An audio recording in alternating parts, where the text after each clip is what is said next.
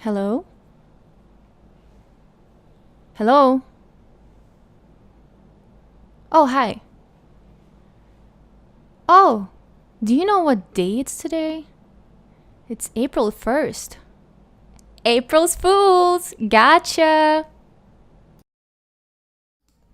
Ha! Gotcha, my friends! Happy April's Fools! Happy Thursday, my friends! Hope you all are doing well. And let me know in the chat if you have looked for your phone. Yes. Yeah, so hopefully it turned out as I expected. Everybody was probably looking for their phone. And so, thank you so much, everybody, for joining. We got Brittany and Be Creative and Robert and Stony and Amit, Zion. Thanks everybody for joining. Yes, it's April Fools. Get ready for your friends playing jokes on you. I saw some really cool jokes today on Instagram as well. Brands coming out with these really awkward and weird products. So super fun. And if you have the chance, play a little trick on one of your friends or colleagues. All right, so friends, this is a daily creative challenge. I'm your host, Julia Masalska, and let's jump right into this. Today's challenge is going to be super funny, not funny, but fun. And we are going to be working on a poster design. So we are going to be working with our typography. Those challenges for 2 weeks now are going to be all about typography. So really excited and stoked about that. And I've heard a lot of, feedback from you guys that you all are super excited about typography as well. Awesome. All right, friends, let's jump right into this. I am going to show you real quick for all of you who are new here, the Daily Creative Challenge page. Go on to behance.net/challenge/illustrator. Hopefully we'll get a link in the bio. All right, greetings from Germany, Nebesna. It's really nice to have you here. Thanks. I have lived in Germany for 18 years actually. So, Daily Creative Challenge. Today's challenge is typographic poster, and as you can see, we have here every single day a new challenge pop up. So this is super exciting. And here you can join our community chat, which is our Discord channel where you can submit your daily creative challenges. By the way, I forgot to mention, if you're tuning in from YouTube, so if you're watching us right now on YouTube, go head over to be.net/live. This is where you can put your questions into the live chat and get them answered right away. So come and join us right there.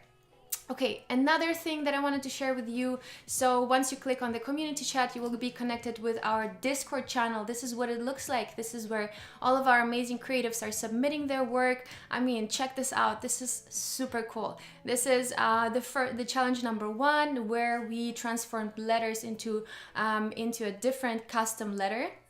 So check that out. Also, feel free to participate in the past challenges. And today's challenge is also going to have to do with typography. So if you're on the site, go ahead over to to the challenge and click Get Started. That's how you will be able to access the starter file. And this is what it looks like. As you can see, I've already pre-created for you a little design here, and feel free to modify these things and of course change the color of the background to whatever you like. So this is the poster that we're going to be designing. And it's going to be all about typography, and today is going to be all about, finding your favorite word. And I would love for you to hear some suggestions what word I should use today in the challenge. So feel free to shoot them into the chat. So to change the background here, simply click on the dark color anywhere really. It's a rectangle that fills the whole artboard, and then you can go here into the fill color at the bottom, double click at it, and you will be able to change the color to whatever you desire. So feel free to do that. I'm going to change mine. I'm actually going to keep mine the way it is because I love, a contrast between a black and a white. So now what I'm gonna do is I'm going to select all of it and I'm going to click Command and 2. So I'm going to lock all the objects that are located on my artboard just because I want to work on top of it, and I don't want to be selecting things that I don't want to move around. So, all right, cool. Let's see. What kind of word should I use? Twinkle, love, gotcha, jokes. Okay. Koro. Steve is saying, one time in grade school, our teacher sent us all to the library to look up for famous Viking explorer Luf Lerpa. That's funny. It's a little mean too, because kids could have spent so much time in the library looking for something like that. Cool. All right. So while we're looking for the best word, maybe twinkle, maybe gotcha. Okay, let's just do gotcha, because gotcha is kind of the word of the day today. And so I'm just going to select the type tool here, and I'm going to select that, and I'm just going to randomly create a text box. So this is what I did right here. Let me just do it again like that, and I'm gonna keep my properties panel open because I will have my type settings showing here, my character styles and everything. So if you don't have the properties panel pop up, go into window and properties. This is the panel that will give you all of these different options for whatever tool you're working on right now. So right now I'm working with the type tool, and it shows me all the settings that I need and that I possibly could use for this specific tool. So now I'm gonna type out gotcha, and right now you won't be able to see it as much because it's really tiny. It's really tiny, and it's also dark on dark, so you don't really see it. But now what I'm gonna do is I'm going to increase the font size, and I can also go in and increase the font size to up to like 300 or something like that. Let's see. Okay, my Illustrator doesn't want to do the numbers today.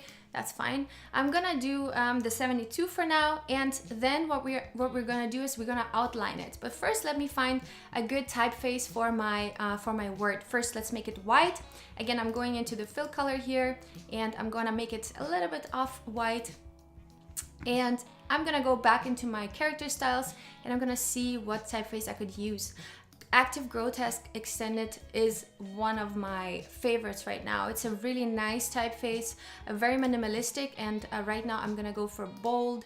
And right now our text doesn't look as large, but what I'm gonna do is I'm gonna select it and click Command Shift and O to outline it. Now I have the vectorized letters here, and I'm not able to change it up anymore, but I can access the vector and I can access the different letters in here, right? I can move them around.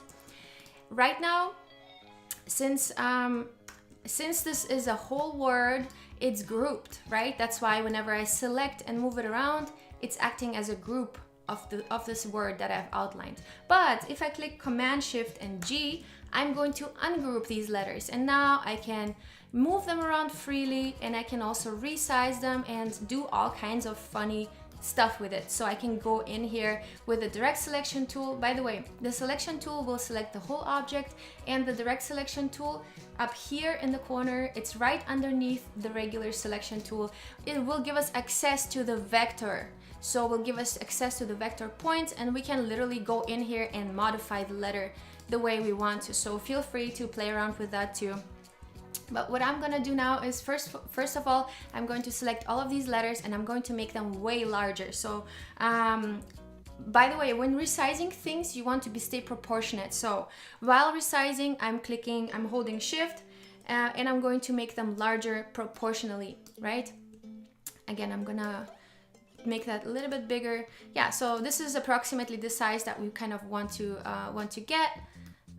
Okay, cool. So let's kind of arrange the letters in a way that we want them to be in our poster, right? So I want to create kind of like a line that follows from top to bottom and from left to right, because this is the way we read. When you read a book, you read from left to right and top to bottom, right? So lane by lane, you go from top to bottom and left to right.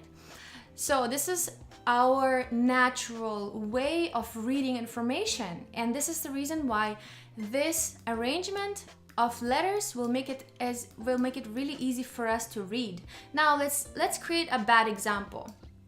Let's create a bad example where I would not be able to read the word at all. So let's say I'm gonna put the G here, something like that, something like this. Now, don't you think this is way more difficult to read if you haven't read it before, right? You will probably start somewhere here, TOG, TOG, CHA, what is this? Doesn't even make sense, right? And it's all about the position in the artwork. So if you want something to be read first, either make it really large, make it really colorful, or place it at the top left corner. This is going to be the starting point for the person to read, right?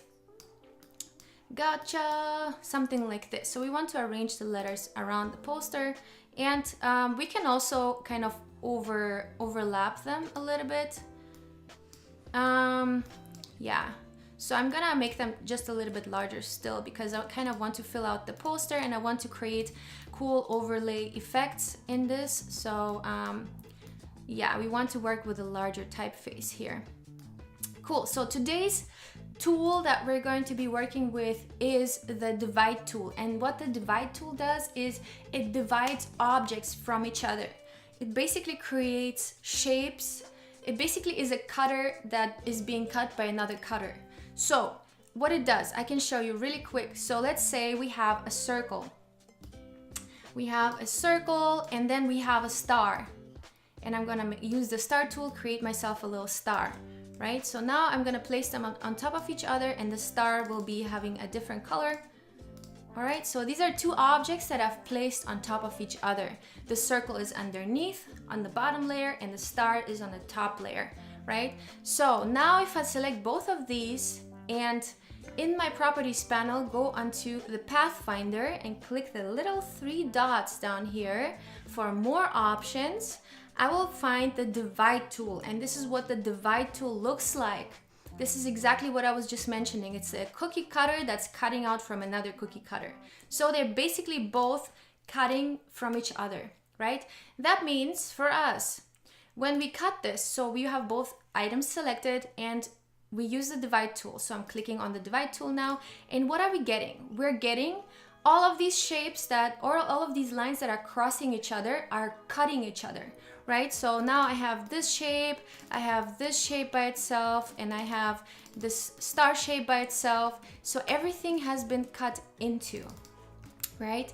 And so there are different settings that you can do. So let's say if I would have to go back, in the Pathfinder, we can also unite this. So we can unite the two objects, and the outline of both objects that we've selected will be created and kind of unifying all the different elements that are located in between.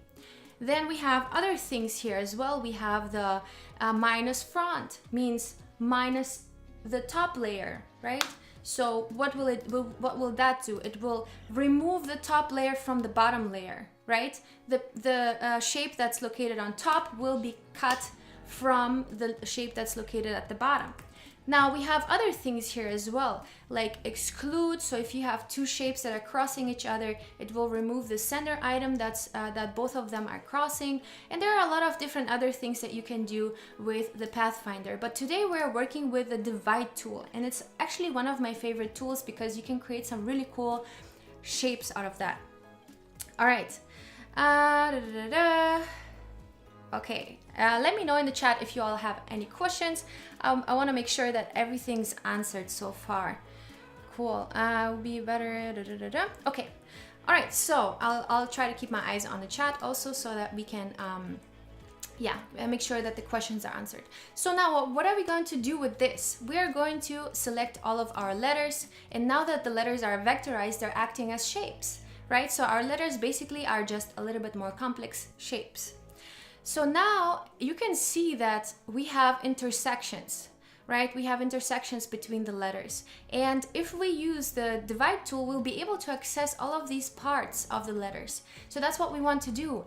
So what I have done is I have selected the T, then holding Shift, I have added the O and the G to the selection, right? I have G-O-T, all of these now selected, and I'm going back into my Pathfinder tool, and I'm clicking divide, right? So divide will do exactly the cookie cutter technique that I was showing you on the star and the circle. Now I can go into these shapes by double clicking, because right now if I click on these three objects, right now they're acting as a group because I've divided those and now they're kind of a group of different shapes, right? Now if I double click on this, I will be in the direct selection and the preview where I can only see this specific group, and I can access the different items that are located inside this group, right? I can also go ahead and select it and ungroup it, Command Shift and G, right? So now I don't have to double click anymore. I can now just access the different items, right? So what I want to do is I want to select the items that are intersecting the G with the O, and it's this item here. And in addition to that, I want to add the item that intersects between the T and the O, right? So I'm holding Shift and I'm selecting these two. Now I want to go in and change the color of those, maybe to, what color should we make them? Maybe like a yellow, let's see, like a warmer yellow. Okay. So now we have this really cool effect that kind of shows the intersection of these two. And, you know, thinking of color, why not make them green and then the letters yellow and blue, because the combination of yellow and blue is actually green. So let's go in and do that instead. I'm selecting these two items and I'm gonna go and make them a nice green. Okay, so now I'm gonna select the remaining items of the O, and the O will be our blue color. So again, I'm going into the color settings here in the fill color, and I'm gonna make it blue, a nice warm blue, just like that. And the T and the G, the remaining items of that, will be yellow, right? So I'm selecting all of the items that are just left out white, and I'm going into the fill color and I'm going to make them nice and warm yellow, right?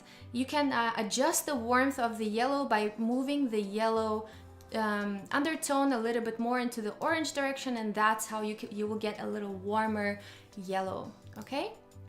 Hey, so how cool is that? It already looks kind of like an effect, right? It looks like when these colors overlap each other, they kind of adapt each other's color and mix up. So this is super cool. Another thing that we can combine, maybe red and the yellow mix orange, right? So let's do that. Again, I'm going to select these three letters and we still have to divide them. So I have them all selected and I'm again going into my Pathfinder tool and clicking on divide right here. Like that.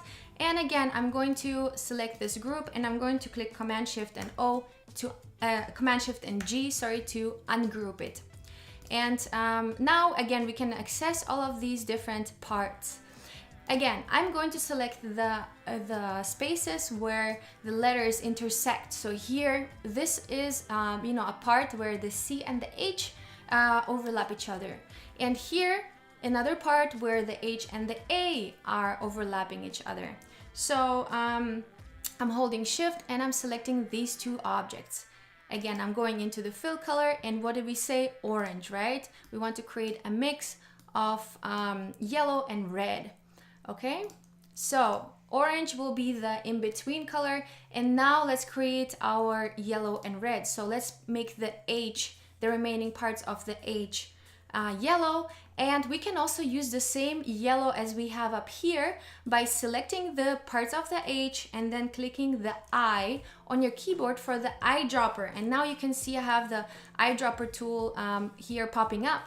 Now, since I have the H already selected, I can click on this yellow tone, and that will make my parts that I've selected the same exact color. The eyedropper can also be used for character styles and typefaces, so you can copy character styles as well with the eyedropper tool. So now our C and the A will have to be red, because red and yellow will be orange, right? So now we're gonna have to pick a red tone for these. And there we go, this is going to be our red tone. And now this kind of looks like as if the A and the C are a little bit transparent, and the colors of the H and the C and the A and the H are mixing up in these locations where the letters intersect, right? So this can be a really fun effect, especially if you're working on logo design or anything where you can create color combinations like this. right? So now we have our poster set, and I'm going to select these groups, and I'm going to group them with Command and G, right? So that we can move them around freely and we don't have to worry about our letters being, or our shapes being, you know, detached again. So I'm also going to do the same thing here. I'm going to select all of these objects, click Command and G to group them. Okay, so now I want to make sure to organize these groups really nicely, that they have a nice balanced white space. So I want to take a look at this white space here and this white space, and want to make sure that you know, that there is enough space here and here, and it's balanced. And the reason why I say white space, because actually this is black space, it's not white space. What you say, what you mean by that, by white space, we mean a space where there is nothing, right? So there are no graphical elements here. Neither there are here, neither here, and neither here. Right now, this space here looks a little bit empty. And a good way to see this is when you zoom out. Let me remove this. A good way to see this, if you zoom out, you will be able to see right away where there is too much white space. And we have too much white space up here and down here as well, and a little bit over here. While here, everything seems kind of very tight. So what do we want to do? We want to arrange this group a little bit more to the right, and to this group a little bit more also to the bottom and to the right. Now this looks way more balanced, and you know, the poster now looks way more comfortable for the eye. Okay, and the way you can also look at it is by drawing yourself shapes around the white space. So I can take the pen tool and I can create myself a little shape that kind of approximately describes the white space that's empty, right? So we can do that, and we can do the same thing here, and let's make it white so we really can understand what the white space is. And here the same thing at the bottom as well. So I'm just approximately drawing around this shape, and we can see they are pretty similar in the size and the amount of surface that they cover, right? So this looks really, really good, and it looks nice and symmetric too, because those shapes are arranged on different corners, basically on the opposite corners. So this is perfect for us. Okay, and if we look at the white space here and compare to this one, also looks pretty balanced. Maybe I would move it just a tiny bit to the left. Okay, now this looks pretty balanced. And so now I have my gotcha poster ready, and what I want to do is I want to export it and I want to share it with my community. All right, let's see if there are any questions. All right, here you are, Julia again, Odatis. Hi, good to see you. All right, I guess, but if it won't be OOO and FFF, yes. Exactly. So we were talking in the first session, we were talking about off-white and what exactly is the color off-white. And the color off-white is a color that's kind of in the range of over here. So it's not quite a gray yet, it's not quite a color yet. It looks very much like a white, but it has just a little bit of a tone into it. So that's what we call off-white. And what it's not the actual white, which is FFFFFF. So that's about off-white. Okay, cool. So now if we want to export this, we're clicking onto File, Export, Export As. You can also export for screens. If you want to digitally publish it, I'm just gonna save it as a JPEG here. And an important thing is to click on Use Artboards, because our poster I have placed into an artboard, and an artboard basically is like a frame where you put your artwork, and later on you can export it and it will be precisely that exact frame. Okay, so I want to export as a JPEG, and I want to click onto Use Artboards, and I'm clicking Export. Here we have 72 points per inch set, but I want to have 150 just in case we have some bigger screens that are going to be looking on my artwork. Okay, medium, there we go. We can set it here as well. All right, so now I'm clicking OK, and my artwork has been exported already. Now I can go into my Discord at the challenge hashtag. So most importantly is that you post it here where it says challenge. So I'm gonna click on that, and here you can click the little plus element and place your artwork into Discord. What you can also do is you can simply drag and drop your artwork from your folders. into Discord. So let's see. So here we have my gacha artwork, right? I'm literally dragging and dropping it into my Discord browser. Okay, my challenge of today, and this is my challenge submission that I'm going to put in here, and a little emoji here. Okay, and I'm gonna write gacha. I forgot the C. Okay, right.